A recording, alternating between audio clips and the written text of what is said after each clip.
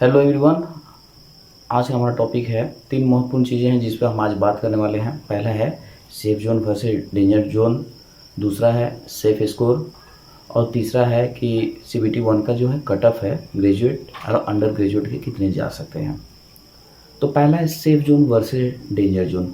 YouTube पे तमाम experts ने जो खुद को सो कॉल्ड एक्सपर्ट्स हैं उन्होंने बता ही दिया है कि ये सेफ जोन है, यहाँ पे आप भरिए। अब ये डेंजर जोन है, तो जो सेफ जोन था वो ऑलरेडी डेंजर जोन बन चुका है। ठीक है, अब उस पर आप सोचने की ज़रूरत नहीं है क्योंकि नंबर ऑफ जो भी कैंडिडेट्स हैं अब इसमें चेंज नहीं हो सकता है।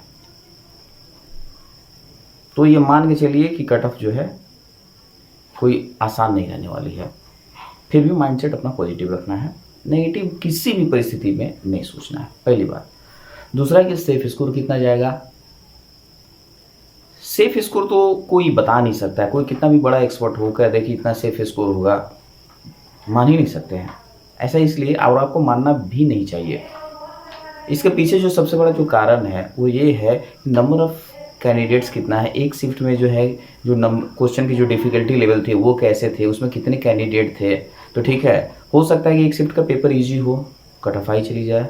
दूसरे शिफ्ट का पेपर टफ हो तो कट ऑफ ईजी भी जा सकती है। और ऐसा भी हो सकता है कि क्वेश्चन भी टफ हो फिर भी कट ऑफ हाई चली जाए क्योंकि उसमें सारे कैंडिडेट्स अच्छे हों। बहुत सारी चीज़ें हैं, ये रेलवे बोर्ड भी आपको नहीं बता सकता है कि सेफ जोन कितना रहे, सेफ स्कोर कितना रहने वाला है। तो इन सब फालतू के चक्रों में ना पड़े। पहला दिमाग में आपको मेरा जोन सेफ है कि डेंजर जोन, इस बारे में नहीं सोचना है। आप अपने आप को डेंजर जोन में ही मान के चलिए ना। थोड़ा डर का होना भी ज़रूरी है। डर नहीं रहेगा तो आप जो है ना ढीले हो जाएंगे, तैयारी आप जो है सुस्त पड़ जाएगी। तो डेंजर जोन मान के चलिए, कट ऑफ बहुत माने हाई जाएगा, बहुत गलाकाट कंपटीशन होने वाला है। ठीक है, सारे सीरियस जो स्टूडेंट हैं आप ही के जोन में हैं, मान के चलिए, क्या दिक्कत है मानने में। थोड़ा सीरियसनेस लाइए आप अपने मन में एग्ज़ाम के प्रति। दूसरा, कितना कट ऑफ जाएगा ये भी मैंने आपको बता दिया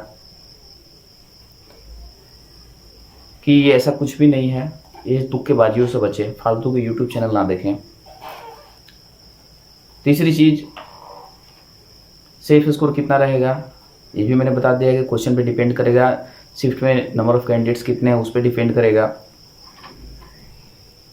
डिफ़िकल्टी लेवल क्या है उस पर भी डिपेंड करेगा, कितने क्वेश्चन गलत होते हैं, आयोग कितने जो है रेलवे बोर्ड कितने क्वेश्चन को हटाता है, कितने नेगेटिव, बहुत सारी चीज़ें हैं, बहुत सारा जो है ना परमुटेशन कम्बिनेशन इसमें कैलकुलेशन है। तो इन सब चक्रों मत पड़िए।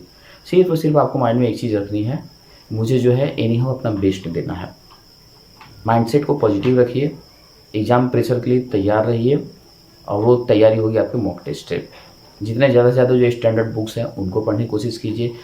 ज़्यादा ऑनलाइन क्लास पे या किसी एक टीचर की बातों में बहकावे में ना आए, मेरे यहाँ से इतने बच्चे सेलेक्ट हो गए हैं, मैंने ये कर दिया वो कर दिया, पता चला गुरुजी ने कभी एग्ज़ाम ही नहीं दिया है। खुद दिए भी होंगे तो फेल हो चुके होंगे। तो ऐसा भी हो सकता, फालतू को बहकावे में ना आए। या कोई सिलेक्टेड ही है तो इसका मतलब ये भी नहीं है कि वो बहुत ज़्यादा टैलेंटेड है, उसे भी अगर दूसरी बार बैठा दी जाए किसी एग्ज़ाम में कोई ज़रूरी ही निकल जाए। मैं ही अगर दोबारा बैठ जाऊँ एग्ज़ाम देने तो कोई गारंटी नहीं है, मेरे से सिर्फ प्रीलिम्स भी निकलेगा, सीबीटी वन भी क्लियर होगा। क्योंकि हर समय तैयारी का तरीका अलग होता है, क्वेश्चन के पैटर्न अलग होते हैं, नंबर ऑफ सीट्स अलग होती है, नंबर ऑफ कैंडिडेट्स डिफरेंट होते हैं, सारी चीज़ें अलग अलग हैं। तो फिर कैसे आप तुलना करेंगे। बट फिर भी आपको पिछला जो है कट ऑफ एटलीस्ट देखना चाहिए। ठीक है, और कोशिश करनी चाहिए कि हर हाल में जो है आप मैक्सिमम जीतने ला सकते हैं। बहुत सारे ऐसे भी बच्चे मिलते हैं जो एग्ज़ाम हॉल में तो करके आते हैं, उनको लगता है मैं टॉप ही कर जाऊंगा एग्ज़ाम में, पता चला कि वो टॉप करना दूर की बात है, उनका लिस्ट में नाम ही नहीं है। ऐसा भी होता है। तो भ्रम किसी तरह का मन में न रखें कि मैं तो बहुत जीनियस हूँ, मेरा होना ही होना है, ना का सवाल ही नहीं, मैं एक दिन भी नहीं पढ़ूंगा, जाऊँगा यूँ करके एग्ज़ाम निकाल दूंगा चुटकियों में। ऐसा नहीं होता है। तो थोड़ा सा एग्ज़ाम के प्रति सीरियस से रिस्पेक्ट कीजिए एग्ज़ाम की,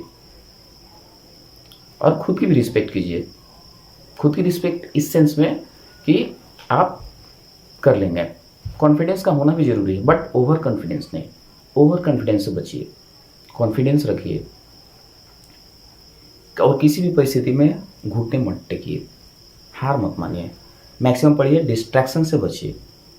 आई होप कि वीडियो जो है आपको अच्छी लगी हो और काम की लगे तो kindly like share and subscribe और कमेंट जरूर कीजिए। आपको कमेंट नहीं करते हैं, ठीक, कमेंट करेंगे, कोई डाउट है पूछेंगे तभी तो क्लियर होगी।